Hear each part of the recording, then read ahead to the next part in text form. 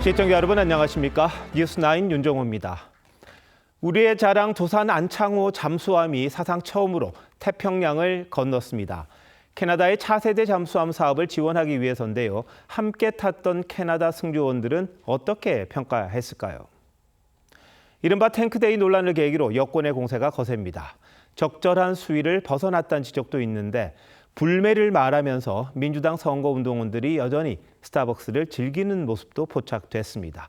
웃어야 할지 울어야 할지요. 6.3 지방선거가 9일 앞으로 다가오면서 각 진영이 결집하고 있습니다. 사전투표는 불과 나흘 앞으로 다가왔는데 여야가 나란히 대한민국의 중원, 충청으로 향했습니다. 중원을 장악해야 선거에서 이길 수 있다고들 하죠. 그런데 초반과 달리 접전 양상을 보이면서 판세 예측이 어려워지고 있습니다. 특히 민주당 지도부가 비상이라는데 오늘 첫 소식은 전정원 기자가 전합니다. 2박 3일 동안 텃밭 호남으로 훑은 민주당 정청래 대표는 연휴 마지막 행선지로 고향 충남을 택했습니다. 조개 좀 사가세요, 조개. 한 접시에 10,000원입니다.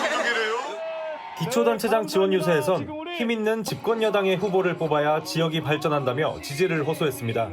믿고 뽑아주시면 당 차원에서 예산이면 예산, 법이면 법, 여러분 보답하도록 하겠습니다. 정 대표는 공식 선거운동을 시작한 지난 21일부터 닷새 중 사흘을 충청과 대전을 찾았습니다. 한병도 원내대표도 별도 유세에 나서며 당 지도부가 오늘 하루 충남에서 총력전을 펼친 건데 최근 판세가 접전 양상으로 흐르면서 집중 지원에 나선 겁니다. 최근 충북지사 후보 지지도 조사에서 민주당 신용환 후보 45.4%, 국민의힘 김영환 후보 40.8%로 오차 범위 내 접전입니다. 한 달 전 다른 조사에서 신 후보가 오차 범위 밖에서 앞섰던 것과 비교하면 박빙의 승부가 펼쳐지고 있는 겁니다. 대전시장 선거에선 민주당 허태정 후보가 국민의힘 이장우 후보를 14%포인트 앞선 것으로 나타났지만 5명 중 1명이 부동층이어서 판세 예측이 쉽지 않다는 전망이 나옵니다. 민주당은 스윙부터 지역인 충청에서 우위를 잡은 뒤 영남권 격전지 공략에 나선다는 전략인데 정 대표는 내일 제천시장 후보 지원 유세를 위해 또 충북을 찾을 예정입니다. TV조선 전정원입니다. 야권에선 중원 공략에 선거의 여왕 박근혜 전 대통령이 나섰습니다. 이틀 전 대구 칠성시장을 찾은 데 이어 오늘 하루 충북, 대전, 충남 세 곳을 돌며 국민의힘 후보 지지를 호소했습니다. 특히 대전은 20년 전 서울 유세 도중에 흉기 피습을 당해 수술을 마치자마자 측근들에게 대전은요 라고 해서 승기를 잡았던 곳이죠. 박 전 대통령은 이번 주 방문 지역을 더 늘려 보수 결집 행보에 나설 계획입니다. 이어서 조성호 기자입니다. 충북 옥천의 유경수 여사 생가에 도착한 박근혜 전 대통령이 차에서 내리자 지지자들이 연호합니다. 박 대통령님 화이팅! 한 지지자는 박 전 대통령의 손을 맞잡으며 인사를 건넵니다. 잡아봐야지 이렇게 왔는데. 유교사 사진에 인사를 한 뒤엔 국민의힘 김영환 후보 지지를 호소했습니다. 반드시 약속한 것은 지킨다. 이런 그 믿음을 주시게 되면 그 국민께서 그걸 알아주시고 또 그 선택을 하실 거라고 생각. 박 전 대통령이 대전을 포함한 충청권 지원 유세에 나선 건 지난 2006년 이후 처음입니다. 박 전 대통령은 이어 이장우 대전시장 후보와 만난 자리에선 이 후보와의 인연을 소개했고 저와 정말 오랜 세월을 함께한 동지이십니다. 이 후보는 만나면 서로에게 좋은 기운이란 뜻을 담은 족자를 박 전 대통령에게 전달했습니다. 대전은 20년 전인 2006년 지방선거 당시 한나라당 대표였던 박 전 대통령이 유세 도중 흉기 피습을 당한 뒤 선거 상황을 물었던 곳입니다. 박 전 대통령은 공주의 전통시장에선 김태흠 충남지사 후보를 만나 덕담을 건넸습니다. 충청남도의 미래를 위해서 묵묵히 열심히 오셨다고 생각합니다. 민주당에선 박 전 대통령의 충청 방문을 비판하는 목소리도 나왔지만 박 전 대통령은 이번 주 진주 등 영남권과 강원을 찾아 국민의힘 후보 지원을 이어갈 계획입니다. TV조선 조성호입니다. 충청남도도 예측하기가 어려워졌습니다. 민주당 수석 대변인을 지낸 박수현 후보와 재선을 노리는 국민의힘 김태웅 후보는 서로를 형 동생이라고 부를 정도로 막역한 사이입니다. 하지만 여론조사를 보면 아주 치열하게 맞붙고 있습니다. 황정민 기자가 충남 민심을 듣고 왔습니다. 민주당 박수현 후보가 선거 사무실로 찾아온 지지자들과 인사를 나눕니다. 청와대와 당으로 가며 맡은 대변인 이력만 10차례일 정도로 소통 능력이 최대 강점입니다. 형님 힘내시기 바랍니다. 그래도 기호는 1번입니다. 박 후보와 국민의힘 김태흠 후보 캠프는 이렇게 천안 시내 한복판에 가까이 위치해 있습니다. 충남 인구 30%가 몰려있는 역동적인 산업도시 표심에 양측 모두 승부수를 걸고 있는 겁니다. 재선을 노리는 국민의힘 김태흠 후보도 지지자들과 대화를 나눕니다. 재선을 노리는 김 후보는 12조 원 국비 확보 등 도정 성과를 무기로 내세웁니다. 충남도의 미래를 어떻게 그리느냐, 그런 측면에서는 좀 준비가 덜 된 것 같아요. 두 후보를 보는 충남 민심은 혼전 양상입니다. 최근 여론조사에선 두 후보 격차가 오차 범위 내 접전, 예측 불허 상황입니다. 정부 여당에 대한 견제론과 비상계엄 심판 주장이 엇갈리는 것과 무관치 않아 보입니다. 우리는 뭐 조금만 뭐 잘못해도 그냥 저기 경찰서에서 오라 가라 이렇게 하는데 대통령이라고 해서 그거 하면 안 되거든요. 확실하게 본인이 내란이라는 것도 밝히지 않고 있잖아요. 믿음이 안 간다? 한마디로 표현해서. 다만 지지 후보가 없다거나 잘 모르겠다는 응답도 12.7%에서 22%에 달했습니다. 누가 이들의 마음을 가져가느냐가 최대 변수가 될 걸로 보입니다. 속에서 자기가 듣고 있는 얘기를 잘 안 하지. 사장님 아직 안 정하신 거예요? 누군지? 충남 도민들을 향한 두 후보의 막판 표심 잡기 전쟁이 본격화됐습니다. TV조선 황정민입니다. 전북지사 선거를 두고는 민주당 지도부가 노심초사입니다. 민주당 이원택 후보와 무소속 김관영 후보가 치열하게 다투고 있는데 텃밭을 뺏기면 후폭풍이 거세게 불 가능성이 크기 때문입니다. 이런 상황에서 때 아닌 얼차려 논란이 전남 선거 유세장에서 불거져 또 다른 악재가 됐습니다. 어떤 일이 있었던 건지 황선영 기자가 취재했습니다. 정인화 전남 광양시장 후보를 비롯해 지방선거 출마자들이 한 줄로 섰습니다. 이때 민주당 지지자 한 명이 마이크를 잡고 구호를 외칩니다. 차려! 이쪽 쉬어! 앉아! 앉아! 일어서! 앉아! 요구는 점점 더 심해집니다. 앉아! 동작 봐라! 일어서! 엎드려 받쳐! 후보들이 지원 유세차 이곳을 찾는 정청래 대표를 기다리는 과정에서 벌어진 일입니다. 민망한 듯 상황을 지켜보던 민형배 전남 광주 통합시장 후보가 사과를 합니다. 진행하시는 분이 오버를 좀 했습니다. 재밌게 해보려고 그러신 건데 조금 오버를 해서 죄송합니다. 민주당 측은 발언 당사자의 선거대책위원회 직책을 해임하고 전남도당에 징계 청원서를 제출했다고 밝혔습니다. 하지만 단순한 오버가 아니라 공천 권력에 대한 맹종과 권위주의라는 등의 비난이 쏟아지고 있습니다. 국민의힘에선 박민식 부산북갑 국회의원 보궐선거 후보와 함께 길거리 유세에 나섰던 김민전 의원이 학생들을 상대로 부적절해 보이는 발언을 했다 논란을 빚었습니다. 안녕하세요. 여기 잘생긴 오빠들 많아요. 선거전이 과열되면서 선을 넘는 언행 논란도 거세지고 있습니다. TV조선 황선영입니다. 경기 평택을 국회의원 보선에 출마한 민주당 김용남 후보의 대부업 차명 운영 의혹 관련 보도 이어갑니다. TV조선의 의혹 제기에 김 후보는 가족 문제로 어쩔 수 없이 이름만 빌려줬을 뿐 경영에 직접 관여하지는 않았다는 취지로 해명을 했습니다. 그런데 저희가 추가로 확보한 녹취엔 이와 배치되는 정황이 적지 않습니다. 어떤 부분이 그런지 고유동 기자가 단독 보도합니다. 김용남 후보가 2018년 자신의 가족 중 한 명과 대부업체와 관련해 나눈 대화입니다. 대부업체를 이름으로 해가지고 한다는 거 아니야. 그러면 얼마나 있다가 너한테 돈을 보내줘야 되는데? 아니 그냥 뭐 찾아서 갖고 있다가 만날 때 주던지. 800 현찰 1,000만 원 이하까지는 뭐 은행에서 현찰로 찾아도 아무 저기가 없으니까. 해당 가족은 TV조선에 김 후보가 대부업체의 차명 운영을 도와주면 수수료를 주겠다는 취지의 통화였다고 주장했습니다. 내 앞으로 사업자 등록을 내서 몇천만 원씩 넣을 테니까 나보고 약간씩의 수수료를 먹어라 이 소리네. 그렇지.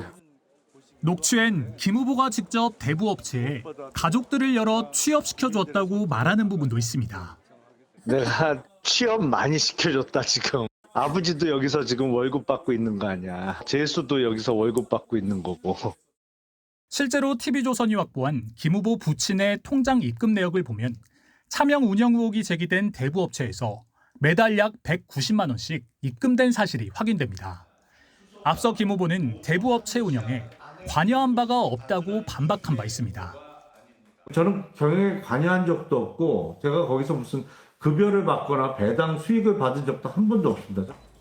추가 녹취 내용에 대한 TV조선의 해명 요구에 김 후보 측은 가족사에 대해 더 이상 왈가왈부하기 싫다며 공식 입장이 없다고 밝혔습니다. TV조선 고이동입니다. 김용남 후보 측은 오늘도 추가 입장문을 내놓으며 대부업 차명 운영 관련 의혹을 전면 부인했습니다. 김 후보 가족의 오랜 아픔과 연결된 문제라며 위법 행위는 전혀 없었다는 겁니다. 경쟁자인 유이동 조국 후보는 후보 사퇴를 압박하며 연일 총공세를 펼치고 있습니다. 김창섭 기자의 보도입니다. 민주당 김용남 후보 측이 낸 입장문입니다. 대부업체 차명 의혹에 대해 가족의 오랜 아픔과도 연결된 매우 조심스러운 문제라며 20여 년간 투병하다 세상을 떠난 어머니 간병 문제 등으로 형제 간 갈등을 겪었다고 했습니다. 김 후보가 대부업체를 차명으로 운영한다는 취지의 김 후보 동생 녹취 역시 이런 가족사에서 비롯됐다는 겁니다. 그러면서 동생이 운영하던 회사가 경영 위기에 처하자 김 후보가 동생을 돕기 위해 부득이하게 지분을 인수하며 책임을 떠안았다고 했습니다.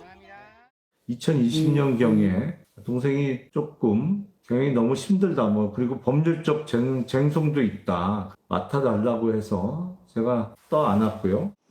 하지만 경쟁 후보들은 총공세에 나섰습니다. 국민의힘 유이동 후보는 평택의 민생을 고금리 사채꾼 의혹 후보에게 맡길 수 없다며 후보 사퇴를 요구했습니다. 정치가 아무리 비정하지만 동생까지 팔아서야 되겠습니까? 김용남 후보는 후보직에서 즉각 사퇴하십시오. 조국혁신당 조국 후보도 단순히 말로 부인될 수 있는 상황은 아니라며 민주당이 결자 해지해야 한다고 재차 요구했습니다. 김용남 후보가 90%의 지분을 갖고 있는 회사를 통해서 그 문제의 고리 대부업을 소유하고 있었으면 사실입니다. 다만 민주당은 지금까지 보기에는 불법으로 판단할 근거가 취약하다며 후보 사퇴에 선을 그었습니다. TV조선 김창섭입니다. 스타벅스 불매 움직임이 시장에 영향을 주고 있습니다. 카카오톡 선물하기에서 스타벅스 상품권 순위가 내려갔고 SNS에는 스타벅스 로고를 텀블러 등에서 지우는 영상이 올라오기도 했습니다. 장동욱 기자입니다. 스타벅스 텀블러를 꺼내들더니 아세톤의 매직 블러를 사용해서 한번 스타벅스 로고를 지워보도록 하겠습니다. 스펀지로 로고를 문질러 지웁니다. 스타벅스 로고를 말끔히 지웠습니다. 소셜미디어에는 스타벅스 제품에 있는 상표를 지우거나 망치로 깨부수는 영상들이 올라오고 있습니다. 스타벅스 상품권 순위도 흔들립니다.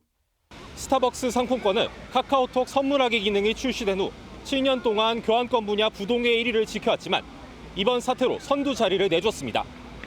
60% 이상 써야지 환불이 된다고 하는데 그것도 진짜 말도 안 된다고 생각해서 쿠폰도 주위에 나눠주거나 가고 싶지가 않아졌어요. 너무 역겨가지고.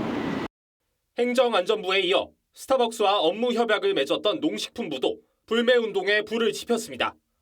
이런 기회에 우리 좋은 국내산 농산물로 만든 이런 차들도 많이 드셔주시면 너무 좋을 듯 하고요.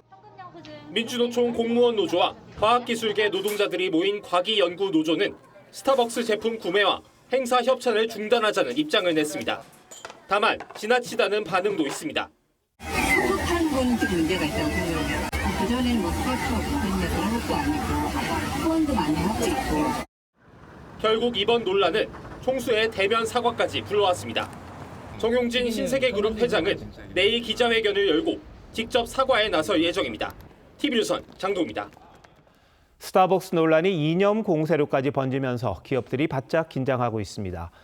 대통령의 SNS 한마디에 과거 이벤트까지 줄줄이 소환되자 광고 문구와 상품명은 물론이고 출시 날짜와 행사 일정까지 다시 점검하는 분위기입니다.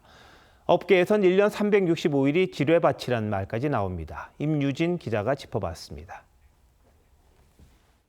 역사 리스크, 기업들의 새로운 부담으로 떠오른 말입니다. 탱크데이 논란은 단순한 마케팅 실수로 끝나지 않았습니다. 이재명 대통령이 SNS에 광주 희생자의 투쟁을 모독하는 이벤트라고 직접 비판하면서 논란은 정치권으로 번졌습니다. 저질 장사치, 비인간적 막장 행태 같은 강한 표현도 나왔습니다. 기업들이 놀란 건 그 다음입니다. 이 대통령은 과거 사례까지 다시 끄집어냈습니다.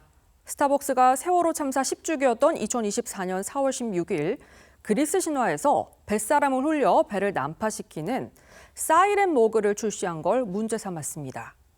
이 대통령은 인두겁을 쓰고서는 도저히 할 수 없는 일, 악질 장사치의 폐륜 행위라면서 비판의 수위를 더 높였습니다. 대통령의 공개 비판으로 과거 이벤트까지 다시 불려나오자 기업들은 달력부터 다시 보고 있습니다. 제품 출시일과 할인 행사 날짜가 대구 지하철 참사, 삼풍백화점 붕괴, 헬로윈 참사 같은 날짜와 겹치진 않는지 확인하는 겁니다.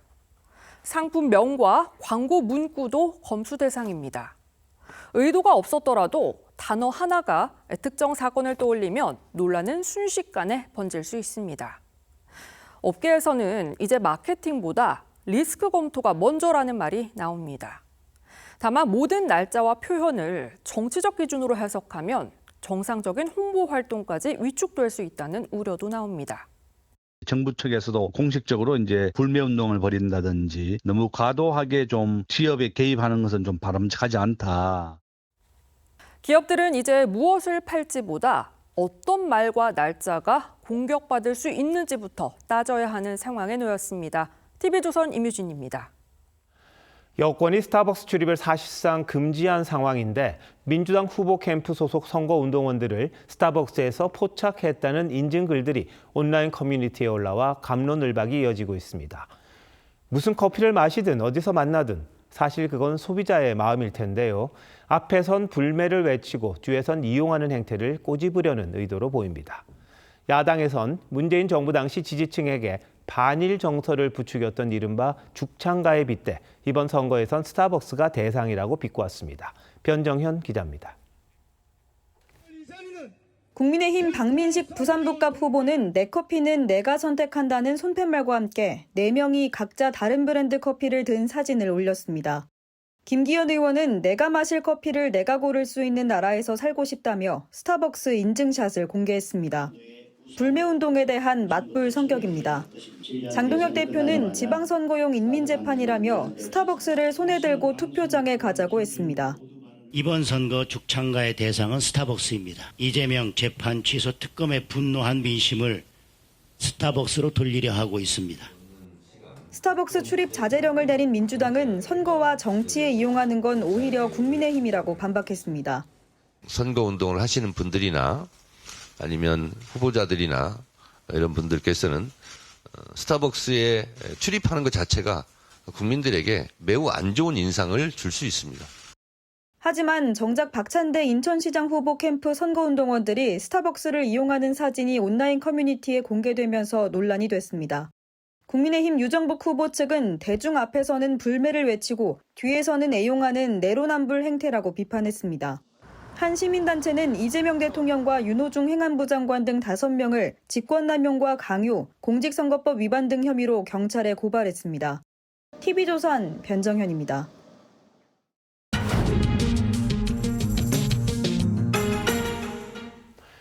4년 전 지방선거에선 부동산 문제가 선거판을 흔들었습니다. 그런데 이번 선거를 앞두고 스타벅스 사태나 일베 폐쇄 같은 이념 논란이 더 주목을 받는 듯합니다. 왜 이런 현상이 나타나는 건지, 실제 선거엔 어떤 영향을 미칠지 뉴스더에서 정치부 이태희 기자와 더 짚어보도록 하겠습니다. 자, 이게 스타벅스의 이른바 탱크 마케팅, 그리고 온라인 커뮤니티의 일부 부적절한 게시물, 문제가 있는 건 맞죠. 그런데 최근 여권 반응이 좀 과도하다, 이런 이야기도 나옵니다. 어떻습니까? 어제 이재명 대통령이 일베 폐쇄 가능성을 언급한 이후 여당은 즉각 관련 입법에 나서겠다며 지원 사격에 나섰습니다. 이념 논란을 선거의 핵심 쟁점으로 끌고 가려는 움직임으로 읽힙니다. 국민의힘 장동혁 대표가 스타벅스 불매 운동도 선거가 끝나면 종료될 거라고 비꼰 것도 이 같은 의도로 해석됩니다. 네. 자, 그런데 이 대통령 말대로 커뮤니티 폐쇄 가능합니까? 현실적으로 진짜 폐쇄하는 건 쉽지 않다는 지적이 많습니다. 현행법상 명예훼손이나 음란물 등 이 불법 정보를 유통하는 사이트는 심의를 거쳐서 폐쇄 조치가 가능합니다. 문제는 그 기준입니다. 박미통위는 전체 게시물 가운데 불법 정보 비율이 70%를 넘어야 폐쇄할 수 있다고 규정하고 있는데요. 일간베스트, 이 일베 커뮤니티엔 실제로 문제로 볼 수 있는 혐오 게시물 외에도 다양한 글들이 올라오기 때문에 이 요건을 충족하기가 쉽지 않다는 겁니다. 표현의 자유라는 헌법적 가치와 충돌할 수 있다는 점도 중요한 변수입니다. 실제로 문재인 정부 때도 관련 움직임이 있었지만 이 같은 이유로 무산이 됐던 적이 있습니다. 다만 이번엔 대통령이 직접 국무회의에도 지시하겠다고 한 만큼 관련 부처가 과거와 달리 상당히 전향적으로 움직일 가능성도 배제할 수는 없습니다. 국회가 나서면 되잖아요. 법 바꾸면 될 것 같은데. 예. 자, 근데 현실적으로 지금은 당장 어렵겠다고 생각은 듭니다만 여권이 계속해서 이런 이슈를 꺼내드는 건 그만큼 실익이 있기 때문이겠죠? 이 지방선거는 다른 전국 단위 선거보다 투표율이 상당히 낮은 편입니다. 결국 중도층보다는 자신들의 지지층을 얼마나 투표장으로 끌어내느냐가 승부의 관건입니다. 실제 광주 전라 지역의 민주당 지지율은 지난 일주일 사이 11%포인트 넘게 상승했는데요.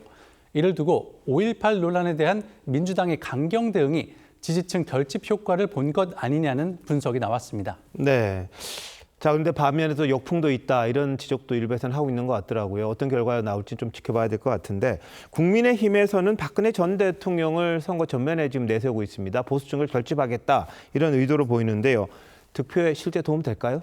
박 전 대통령 측은 선거가 어려운 상황이고 후보들의 지원 요청도 외면할 수 없었던 것으로 안다고 등판 이유를 설명했습니다. 국민의힘 역시 박 전 대통령 등판에 따른 보수 결집 효과가 적지 않다고 보고 있습니다. 다만 당장 민주당이 박 전 대통령은 사죄가 먼저라고 비판하고 있고 국민의힘도 스타벅스 논란이 인민재판이라고 공세를 펴고 있죠. 이 때문에 양측의 전략이 오히려 상대 진영 지지층 결집에 빌미를 줄 거란 분석도 있습니다. 서로가 서로를 도와주는 셈이 되는군요. 자, 그런데 단일화 상황 한번 짚어보죠. 사전투표 이제 나흘 남았는데 여권도 야권도 이 단일화 협상 더 진전이 안 되는 것 같습니다. 네, 단일화 가능성이 컸던 울산시장 범여권 후보 단일화마저 여론조사 역선택 논란이 불거지면서 협상이 중단됐죠. 현재로선 협상 재개 움직임도 뚜렷하지 않아 파행 가능성이 커 보입니다. 경기도에서도 개혁신당이 국민의힘 양향자 후보의 학력 의혹을 제기하면서 공방을 주고받고 있죠. 데드라인이 임박하자 단일화 상대를 향해 오히려 네거티브 공세를 펴거나 선거 패배에 책임을 져야 한다는 등 압박 수위를 높이는 모양새입니다. 네, 선거가 마음대로 되지는 않는 그런 측면이 있는데 민심이 천심 아니겠습니까? 결과로서 말하겠죠. 잘 들었습니다. 삼성전자에서 불거진 성과급 논란, 우리나라만의 얘기는 아니었습니다. 세계 최대 파운드리 기업 대만 TSMC 직원들도 성과급이 줄어들까 봐 신경이 곤두서 있습니다. 일부 직원들은 우리도 삼성전자처럼 파업해야 한다고 주장하고 있습니다. 박상현 기자입니다. 세계 파운드리 1위 기업 TSMC, AI 반도체 수요를 타고 지난해 매출과 이익 모두 역대 최대 실적을 냈습니다. TSMC는 우리 돈 9조 6천억 원 규모의 성과급을 지급하기로 했습니다. 영업이익의 10%를 넘는 수준으로 직원 1인당 평균 1억 원 안팎입니다. 그런데 올해 성과급을 두고 직원 불만이 커지고 있습니다. 대만 현지 언론은 TSMC가 올해도 높은 이익을 낼 것으로 보이지만 성과급은 15%까지 줄어들 수 있다는 소문이 직원들 사이에 퍼지고 있다고 보도했습니다. TSMC가 미국과 일본, 유럽 등에 새 공장을 짓기로 하면서 투자 부담이 커졌기 때문입니다. They ask a lot of support from the U.S. Fed. So because of that, we have to speed up our fab expansion in Arizona. TSMC 직원들은 반발하고 있습니다. 일부 직원들은 삼성전자와 비교하며 회사가 주주를 위해 성과급을 줄이려 한다며 우리도 파업해야 할 때라고 SNS에 밝혔습니다. 다만 TSMC는 삼성과 달리 노조가 없는 회사여서 실제 파업 움직임이라기보다 삼성의 고액 성과급이 대만 직원들의 불만을 자극한 거란 분석입니다. 영업이익의 몇 퍼센트 이렇게 하는 나라들은 거의 없거든요. 투자할 거 투자하고 주주 배당할 거 배당하고 그래도 남는 거에 대해서 그걸 어느 정도 나눠주는. 모레 오전 10시 마감되는 삼성전자 잠정 합의안에 대한 조합원 찬반 투표는 오늘 오후 투표율이 90%에 육박했습니다. TV조선 박상현입니다. 삼성전자는 성과급 잠정 합의안 도출로 일단 총파업 위기를 간신히 넘겼습니다. 그런데 이제는 주주들의 반발을 달래야 하는 과제가 생겼습니다. 주주들은 수억 원의 성과급을 지급하는 과정에서 자신들의 의사가 철저히 배제됐고 주주 배당금도 턱없이 낮다고 주장합니다. 윤서하 기자가 취재했습니다. 삼성전자 주주들은 영업이익의 일정 비율을 성과급으로 가져가는 건 납득할 수 없고 주주 총회도 없었다며 분통을 터뜨립니다. 아예 경영진하고 근로자만 해서 그거를 이익 참가로 떼어간다. 는 걸 허용한 것은 미국, 독일, 프랑스, 일본 기준으로는 없습니다. 실제로 이재명 대통령도 영업이익 배분을 요구하는 것은 투자자와 주주가 할 일이고 세전 영업이익을 나누자는 것은 투자자도 할 수 없는 일이라고 지적했습니다. 주주들은 이런 식의 성과급 지급은 투자 여력을 축소시킬 뿐이라고 말합니다. 미래 투자 금액도 적고 자산도 소각하고 그 배당도 적어지고 이런 이제 도미노적인 효과가 있는 거죠. 회사의 주인인 주주들에게 돌아가는 배당금도 쥐꼬리라는 불만도 터져나옵니다. 삼성전자의 연간 배당금은 1주당 1,468원. 현재 주가로 치면 배당 수익률은 0.5%에 불과합니다. SK하이닉스는 더 낮은 0.15%입니다. 단기 순이익에서 배당금을 지급하는 비율도 한국은 27%로 G20 국가에서 하위권입니다. 배당률도 굉장히 형편없이 낮은데 매년 내가 예를 들어서 받을 금액에 30%가 줄어든다. 100만 원 받을 거 70만 원도 못 받는다. 이번 성과급 협상을 통해 우리 증시의 고질병 중에 하나인 저배당 문제도 여실히 드러났습니다. TV조선 윤서입니다. 우리 경제 상황을 보면 금리, 물가, 환율 하나 마음 편한 지표가 없습니다. 그런데 김용범 정책실장이 이걸 성공을 위해 치러야 할 비용이라고 표현했습니다. 앞서 국민 배당금 제한으로도 화제 중심에 섰었죠. 국민의힘은 무능함을 감추기 위해 말장난을 한다고 비판했습니다. 이채현 기자가 보도합니다. 김용범 청와대 정책실장이 또다시 2,000자가 넘는 장문의 글을 SNS에 올렸습니다. 오늘의 고금리, 고물가, 고환율은 한국 경제가 새로운 차원으로 도약하는 과정에서 불가피하게 수반되는 성공의 비용이라며 위기의 전조가 아니라 도약의 마찰음이라고 했습니다. 특히 최근의 원화 약세는 외환위기 때처럼 외화 부족으로 생긴 게 아니라 코스피 급등에 따른 외국인 매도세로 발생한 것으로 외화 자금은 안정적이라고 설명했습니다. 현재 상황을 과거의 잣대가 아닌 달라진 시대에 맞게 인식하고 그에 따라 대응해야 한다는 취지입니다. 3고 현상을 적극 관리하겠다고도 했습니다. 하지만 국민의힘은 김 실장의 주장이 궤변이라며 무능을 감추기 위한 말장난이라고 비판했습니다. 대출 이자의 허리가 휘는 소상공인과 장바구니 물가에 한숨 짓는 서민들의 고통이 성공의 비용으로 정당화될 수 없습니다. 국민의힘 장동혁 대표도 현란한 말로 국민을 기만할 시간에 위기에 대처할 방안을 고민해야 한다고 지적했습니다. 민주당은 국민의힘이 글 해석을 잘못한 것이라고 반박했습니다. 우리가 성공 방정식을 찾아 나가는 노력을 하겠다라는 그런 취지로 저는 이해를 했습니다. 근데 그게 왜 비난받을 일일까요? 다만 김 실장 주장의 진위와는 별개로 정책 최고 책임자의 글이 잇따라 정치 쟁점화되는 자체가 바람직하지 않다는 지적도 나옵니다. TV조선 이채연입니다. 대북 송금 수사를 했던 박상용 검사에 대해 대검이 징계를 청구한 데 이어서 인천지검도 추가 감찰을 진행하고 있습니다. 이런 가운데 박 검사가 민주당이 발의한 조작기소특검법을 공개 비판했습니다. 특검은 한시적인 조직이죠. 특검 도입은 향후 책임을 피할 수 있는 떴다방을 도입하는 거라고 주장했습니다. 조유진 기자입니다. 박상용 검사가 국회에서 국민의힘 의원 주최로 열린 토론회에서 조작기소특검법안을 공개 저격했습니다. 특검은 여러분 책임지지 않아요. 쉽게 이해를 돕기 위해서 말하면 떴다방 같은 거예요. 특검은 한시적 조직이라 공소 취소를 해도 책임을 묻기 힘들다는 겁니다. 박 검사는 정성호 법무부 장관과 구자연 검찰총장 직무대행을 겨냥해 조작 기소가 맞다면 직접 공소를 취소하라고 했습니다. 이재명 정부의 정성호 장관 아니에요? 이재명 정부의 구자연 총장 대행 아닙니까? 조작 수사로 인해서 이것을 공소 취소해야 되는 게 검찰이 못합니까? 대장동 항소 포기를 비판한 뒤 강등된 정유미 검사장도 공소 취소라는 건 본 적도 없다고 했습니다. 남편이 아내를 살해했다고 공소 제기가 됐는데 재판 중에 갑자기 그 아내가 이렇게 살아 돌아와서 그 정도는 돼야 공소를 취소를 하거든요. 이런 가운데 법무부는 종합특검에 파견가 있던 강남수 서부지검 부장검사를 10개월간 공석이던 감찰관에 내정했습니다. TV조선 조유진입니다. 김병기 의원 수사가 9달째 진행되고 있습니다. 13개 비위 의혹이 제기됐었는데 1개가 더 있었습니다. 차명 후원금을 받은 의혹입니다. 아무튼 13개든 14개든 경찰은 그 어떤 의혹에 대해서도 아직 결론을 내지 않았습니다. 의도적으로 늦추는 걸까요? 김 의원의 의혹들을 허유하 기자가 정리했습니다.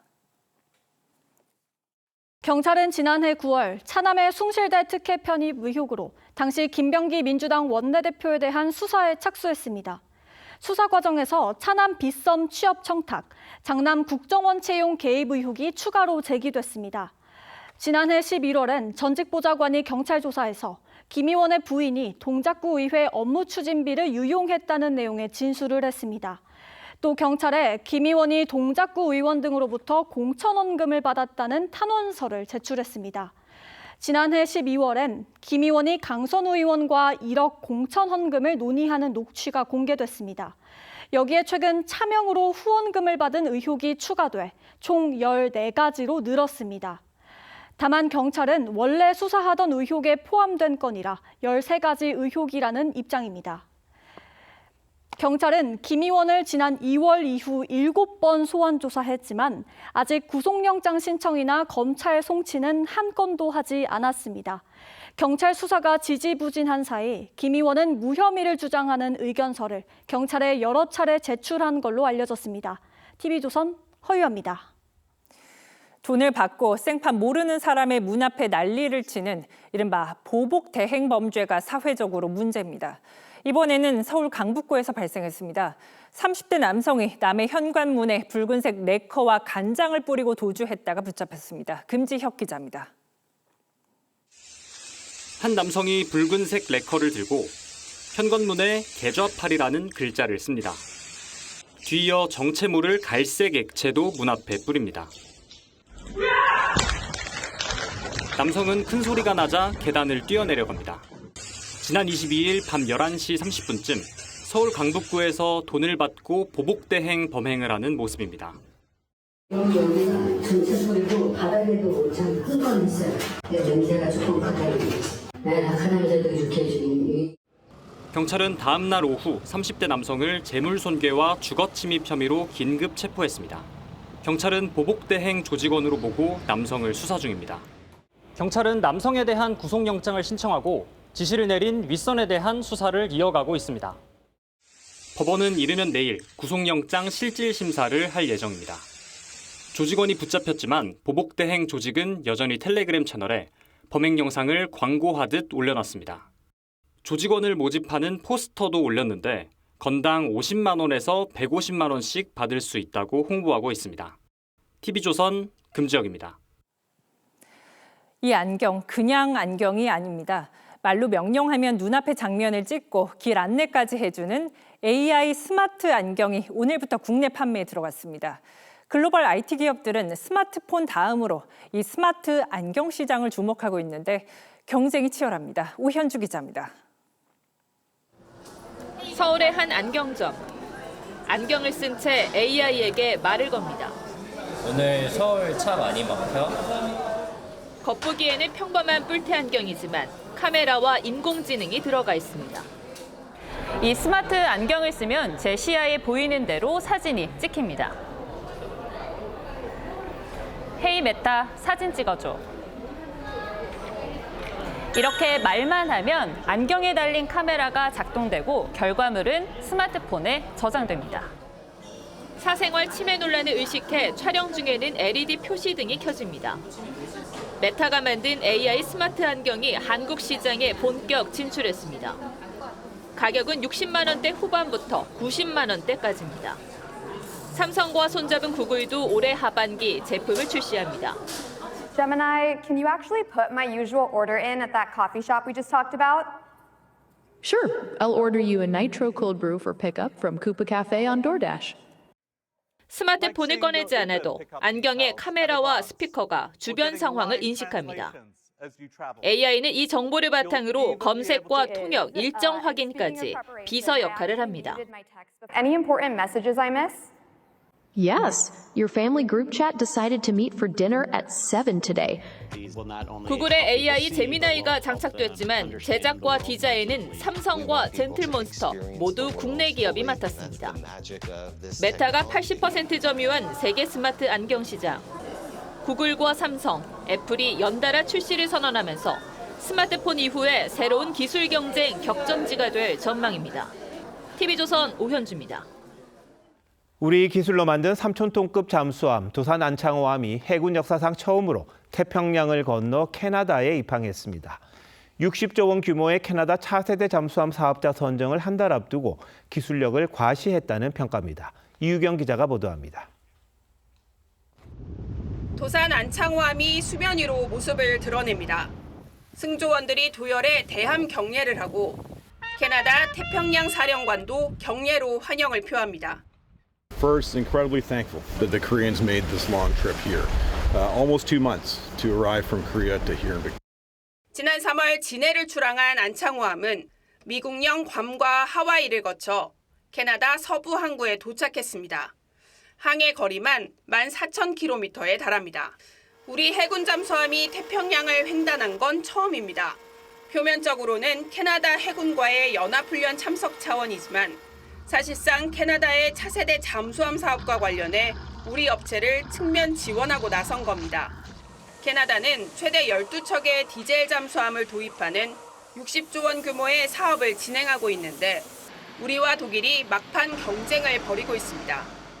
리튬인 이온 전지를 장착함으로써 수중 지속 능력이 향상되었고 수직 발사관을 탑재함으로써 지상 공격 능력이 강화되었다. 하와이에서부터 함께했던 캐나다 승조원들은 놀라움을 감추지 못합니다. It was amazing. Honestly, our first thoughts when we went inside was it was just so spacious, so clean. 또 다른 승조원은 낡은 차를 몰다가 테슬라를 사는 느낌이라고 평가했습니다. 대한민국 해군! 화이팅! 부산 안창호함! 화이팅! 미세이! 지휘다! TV조선 이유경입니다.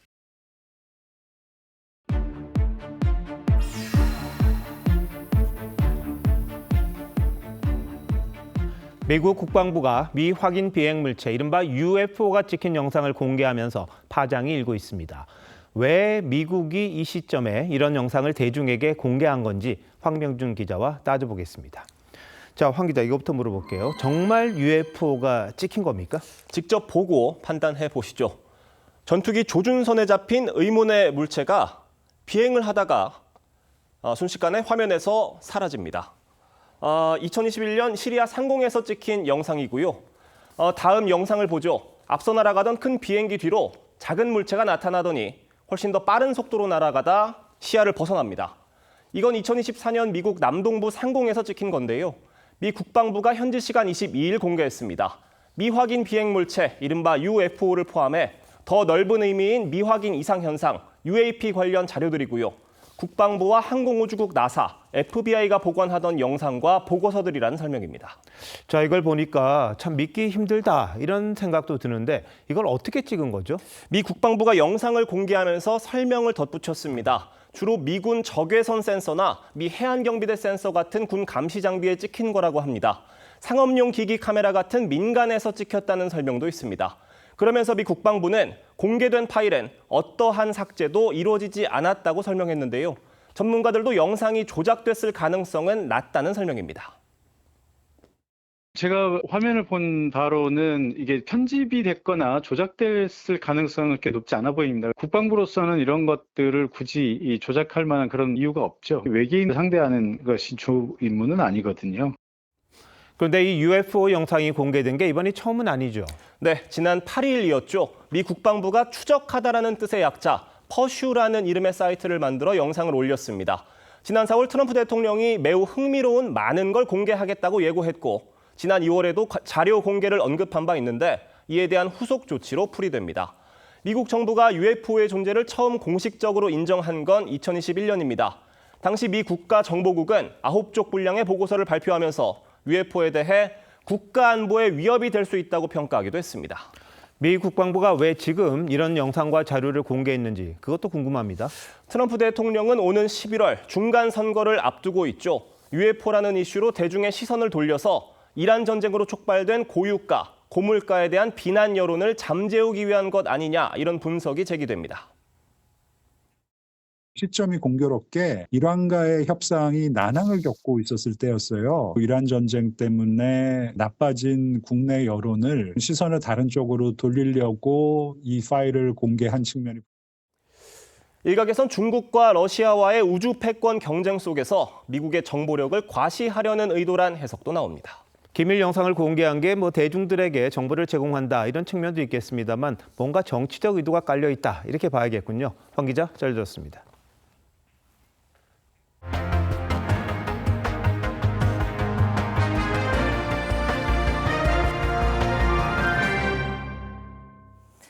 미국과 이란이 종전 합의에 다가가고 있긴 한데요. 핵 문제를 두고선 입장차가 여전한가 봅니다. 그 사이 양측은 서로 자신들이 승리한 것처럼 보이는 이미지를 공개하면서 여론전도 펼치고 있습니다. 미국 워싱턴 DC에서 백대우 특파원이 보도합니다. 이란 외무부 대변인이 SNS에 올린 이란 지도입니다. 말을 탄 고대 페르시아 황제 앞에 원정에 서패한 로마의 두 황제가 굴복한 모습을 담은 바위 부조가 합성돼 있습니다. 뉴욕타임즈는 미국과 논의 중인 종전 합의 조건들을 승리로 포장하려는 의도라고 분석했습니다. 미국과 이란은 호르무즈 해협을 우선 개방하고 핵 문제는 휴전을 연장해 논의하는 내용의 양해각서 체결을 추진 중입니다. 이란 외무부 대변인은 큰 틀의 합의를 이뤘다면서도 미국을 경계하며 서명이 임박한 건 아니라고 선을 그었습니다. ولی همچنان یک مواردی وجود داره که لازم هست باز از طریق میانجی‌ها گفتگو بشه. 앞서 트럼프 미국 대통령은 이란 영토에 성조기가 칠해진 지도를 올려 이란을 자극했습니다. 현지 시간 24일엔 이란이 핵무기를 확보할 수 없다는 점을 이해해야 한다면서 협상을 서두르지 말라고 지시했습니다. The ultimate goal is that Iran can never have a nuclear weapon. Iran can never possess a nuclear weapon. The president has been clear about that. 트럼프 대통령이 나쁜 협상을 안 한다며 신중론을 꺼내든 건 공화당 내부에서조차 이란에 너무 양보한 것 아니냐는 비판이 나오는 것과 무관치 않다는 관측입니다. 미국 워싱턴 DC에서 TV조선 백대우입니다. 관심에서 멀어져 있었는데 우크라이나 전쟁도 아직 진행 중입니다. 러시아가 우크라이나 수도 키이우에 대규모 공습을 가하면서 민간인 사상자가 속출했습니다. 특히 이번 공습에 요격이 어려운 신형 극초음속 미사일을 동원했습니다. 유럽연합은 일제히 비난했습니다. 신은서 기자입니다. 번쩍이는 탄체가 쉴 새 없이 떨어집니다. 굉음과 함께 폭발이입니다. 현지 시간 어제 새벽 러시아는 90대의 미사일과 600대의 드론으로 우크라이나 수도 키이우를 공습했습니다. А тут ще один вибух. І мене з нею як щіпочкою понесло. 미사일과 드론 상당수는 격추됐지만 일부는 주거 지역을 덮쳐 최소 4명이 숨지고 약 100명이 다쳤습니다. And this is civilian goals. The museums, schools, just apartments, just crazy. 앞서 푸틴 러시아 대통령은 우크라이나의 공격을 받은 대학교 건물에서 60여 명의 사상자가 발생하자 보복을 지시했습니다. 러시아군은 이번 공격에 극초음속 미사일 오레시니크를 동원했다고 밝혔습니다. 계암나무를 뜻하는 오레시니크는 핵탄두와 재래식 탄두를 탑재할 수 있고 탄두가 분리돼 여러 목표로 날아가는 다탄두 방식이 특징입니다. 음속의 10배인 마하 10으로 날아가 요격이 어렵고 사거리가 5,000km에 달해 유럽 전역이 사정권에 듭니다. 우크라이나 공격에 오레시니크가 동원된 건 2024년 11월과 올해 1월에 이어 세 번째입니다. С 2025 года на боевое дежурство поставлен ракетный комплекс средней дальности наземного базирования «Орешник», который также может быть оснащен ядерными боеголовками. 유럽연합은 오레시니크 미사일 사용을 일제히 규탄했습니다. TV조선 신은서입니다. 한국 추상미술의 선구자 고 유영국 화백의 탄생 110주년을 맞아서 대규모 회고전이 열리고 있습니다. 유영국은 생전에 추상은 말이 없어서 좋다는 말을 남겼습니다.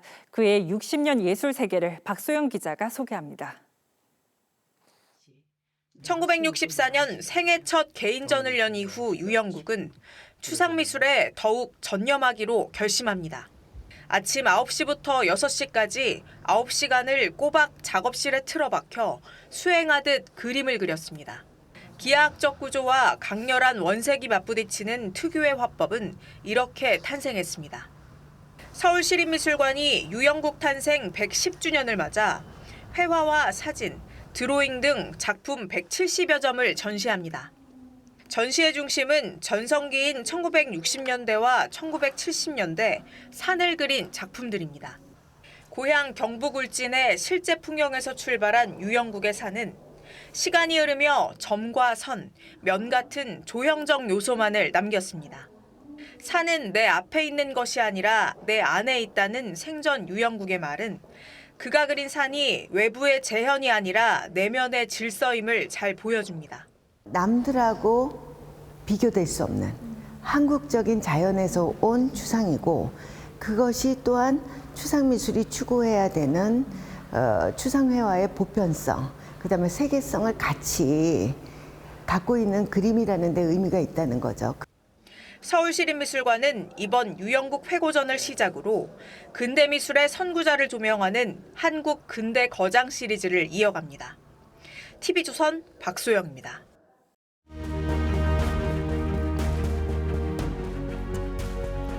밝고 둥근 달은 인간에게 온갖 상념을 불러일으킵니다.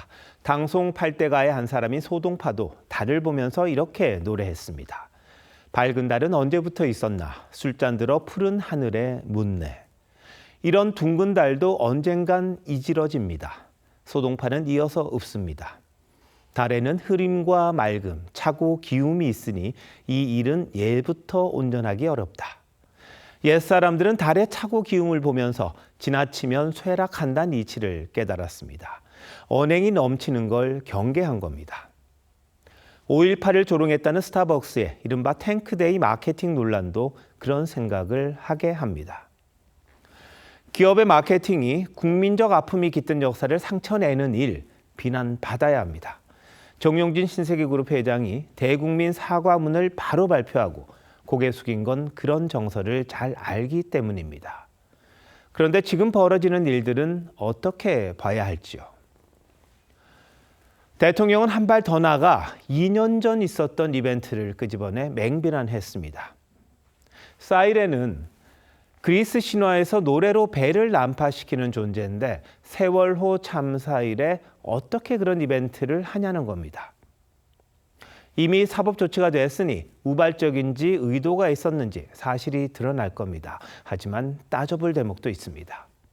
사이렌은 1971년 미국에서 스타벅스가 탄생할 때부터 써온 로고입니다. 탱크는 스타벅스 텀블러의 한 종류고요. 날짜를 잡아도 어떻게 그런 날만 골라서 이벤트를 했냐? 이렇게 비난하면 할 말은 없습니다. 그렇다고 해도 대통령, 각부 장관, 정당, 공공기관까지 가세 국가 전체가 한 기업을 때려잡는 모양새는 과하다는 지적입니다. 시민의 분노는 권리지만 국가가 분노하는 건 차원이 다릅니다. 야당에서는 논란 이후를 우려합니다. 기업이 신속하게 반응했는데도 불구하고 그렇게 나가는 거는 사실 정치 집단이 기업 활동에 굉장히 개입하는 것이거든요. 도교의 헌자 노자는 크게 곧은 것은 굽은 듯 보이고 큰 솜씨는 서툰 듯 보이며 참으로 말 잘하는 건 말을 못하는 듯 보인다. 이렇게 말했습니다. 다소 부족한 듯 보이는 게 실은 더 훌륭하다는 뜻입니다. 분노도 권력도 정의감도 너무 넘치면 닿지 못합니다. 가득 채우려고 욕심내면 다 흘러내리는 술잔도 있지 않습니까? 5월 25일 윤종호 앵커 칼럼, 개영배의 경고였습니다.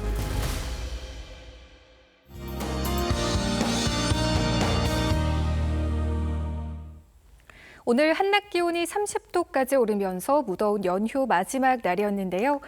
연휴의 끝자락에 비구름이 밀려오고 있습니다. 제주와 전남 해안을 시작으로 밤사이 점차 확대되겠고 아침 출근길 무렵 전국에서 비가 내리겠습니다. 예상되는 비의 양은 제주 산지에 최대 250mm 이상, 남해안에 최대 150mm 이상, 중부지방과 전북, 경북에 20에서 80mm의 비가 내리겠습니다. 비와 함께 강한 바람도 동반해 시설물 관리 잘해주셔야겠습니다. 내일 아침 기온 서울 22도, 부산 19도로 오늘보다 높게 출발하고요. 내일 한낮 기온 서울 27도, 대전과 대구 26도로 오늘보다 1도에서 5도가량 낮겠습니다.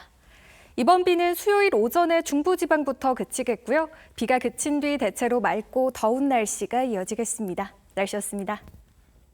5월 25일 월요일 뉴스9 마칩니다. 시청해주신 여러분 고맙습니다.